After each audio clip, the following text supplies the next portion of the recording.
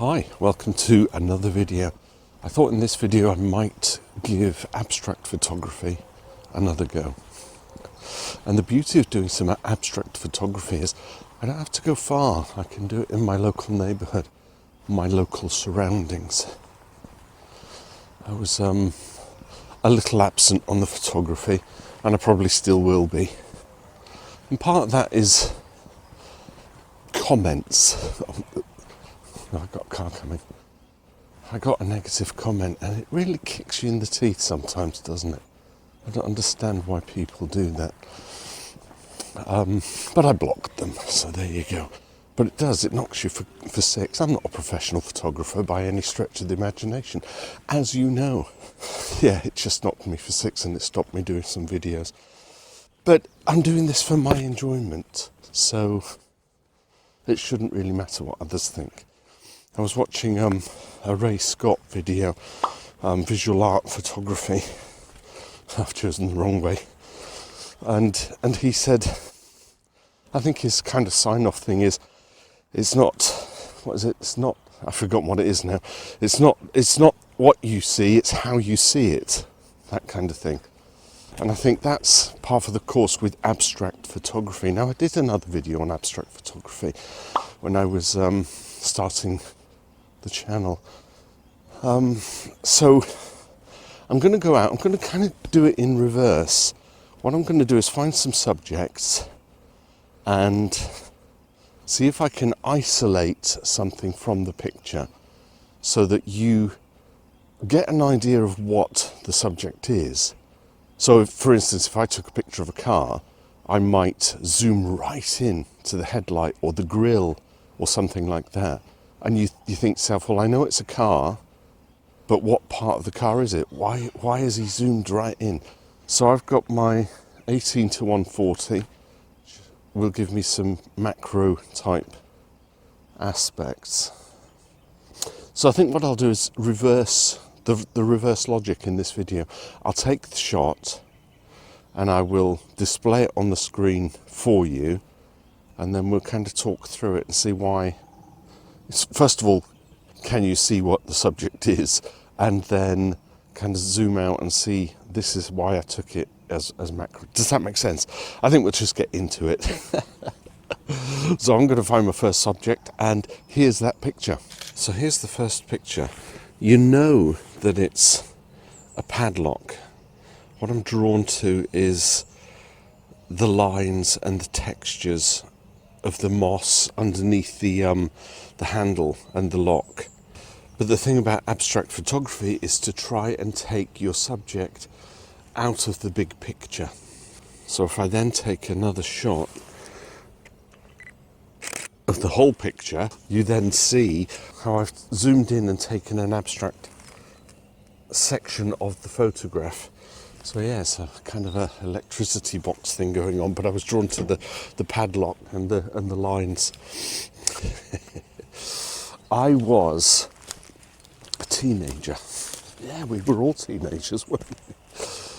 And I entered this competition to win a car. It was a Talbot Horizon, you know, kind of like the cheap man's Vauxhall Astra of its day. But I was 18 and it'd be like, imagine if I could just win a car. And what they'd done is they'd taken 5 sections of the car and taken abstract images of those 5 parts of the car. So it was like a very close-up of a wing mirror, very close-up of a windscreen wiper, and there was one image I just couldn't work out what it was. So it was abstract. You zoom in right in. Turned out to be the door handle, but upside down. So the photographer had, they'd obviously manipulated the image. But I couldn't get it for the life of me. I was like, what is that part of the car? And it was my cousin. He was sat on the at the table with me. He said, well, that's the door handle. So I entered and I didn't win the competition.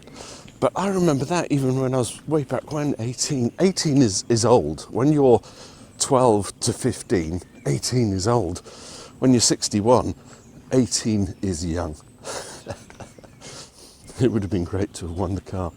Okay, I'm going to find another image, see if I can pull out some lines or some patterns and capture an abstract section of a subject. And here's the picture now. So can you see what it is? I can see the patterns and I can see the residue of water on it, but I'm so zoomed in that you know it's plastic and you know it belongs to a man-made object. Can you guess what it is? Let me show you. It's a bucket. Oh, I love that. Just getting right in and cropping the base of the bucket there just to get the patterns.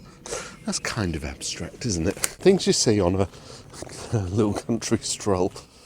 Man-made objects. Let's find another one. See if you can guess what the big picture is from the abstract image that I've taken now. So there it is. I've moved right in. You know it's a gate, don't you? But it's the patterns, the swirls of the ironwork, and even the rust. But it's taking a snapshot of the big picture. It's not what you see, it's how you see it. So I could take the big picture, which is that, and it turns out to be part of a gate. Lovely stuff. Let's find another one. So what I've tried to capture here is the essence of the subject. It's an element of, or a part of, the big picture. It looks like an eye, doesn't it? With the eyebrows and the eyelashes. It is, in fact, gravestone. It's the gravestone from the church. That's the big picture.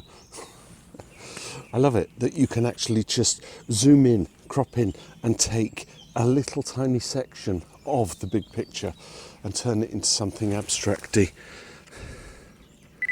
That's less abstracty, that's more macro. Yeah, it's a good little exercise. I wonder, can I do it with subjects that are made from nature? Because I've been taking pictures of man-made objects, buckets, gravestones. But in nature there are no straight lines, or they say there are no straight lines. Very seldom do you actually see, other than a horizon perhaps. So I'm going to find another subject, and here's the picture. So you can see that it is not man-made, obviously. It's a bud. The flowers are starting to bud because maybe spring's just around the corner. There's a tear in the leaf. Kind of natural, abstracty.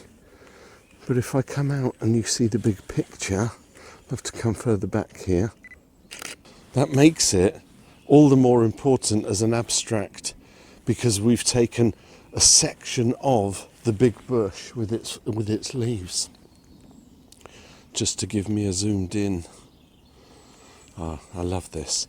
Don't forget to get out and try that in your neighbourhood. You don't even need a car. Just get out for a walk. Whether it's taking a picture of a wrought iron fence, gate, or a fence, or parts of a car. Let's go and see if I can find some parts of a car. Although I'm not going to tell you, because I want you to guess what it is when I take the picture. Excuse me. It's early morning and I kind of just got up, but here's the next picture. Now here's an interesting one. It's man-made. I like the rivets shining. I'm particularly fond of the black barrier in the background. But it's a gate, right? But how big is the gate? Is it a small gate, large gate? Is it part of a single gate or double gate? You don't know. It's only when you come out and you see the big picture and you think, oh yeah, I can see it now. And actually, if I come back, here's the big picture. So just cropping right in, just to change the aspect completely, gives you, aspect photography, right? Is that what it is? Abstract photography, not aspect. Is there such a thing as aspect photography? It's not Oh, I've forgotten what it is already. Not how you take the picture, it's how you see the picture, something like that. And we're all different, aren't we? So, despite that comment that the bloke left, and I'm not going to tell you what it is, it was rather disparaging. What's that old adage? If you've got nothing good to say, say nothing.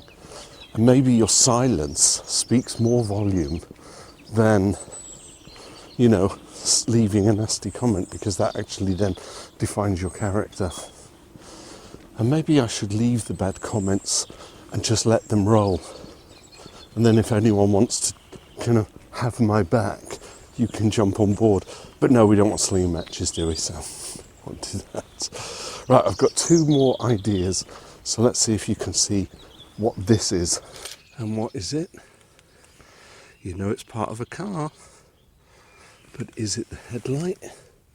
Is it the side repeater? Is it the upside down handlebar? If I turned it upside down, you'd know. But yeah, it's part of a car. You should get out and try it. It's a really interesting element of photography. In my previous video about abstracts, I was wondering, should I do it more often? Mostly because I didn't know what the hell it was and how I could actually achieve it. But it's taking a small section of the big picture and taking it out of context so that the viewer, the person watching, questions, what is that? What am I looking at? Right, here's the last one then.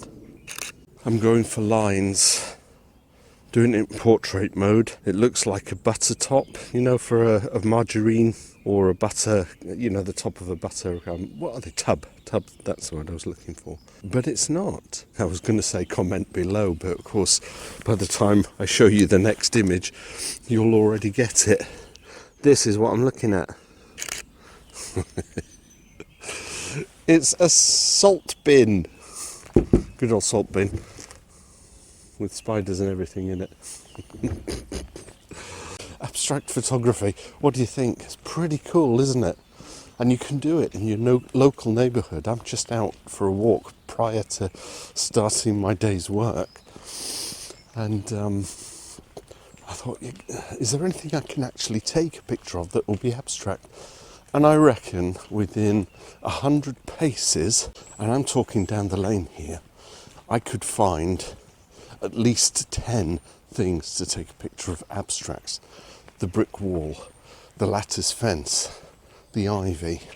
So yeah, get out there, give it a go. And what are you going to do with the images? Probably put them on social media, right? Instagram will love you. Put up an image and say, guess what it is? Hashtag abstract. Hashtag abstract photography. So I think the thing is about engaging with people, isn't it? So just don't tell them what it is and just get them to leave comments. Just like me with the upside down door handle, and I didn't win a Talbot Horizon. But you know, these things, they are what they are. Okay, thank you very much for watching. I will see you in another video, hopefully not as long a gap as this last one's been. Bye for now.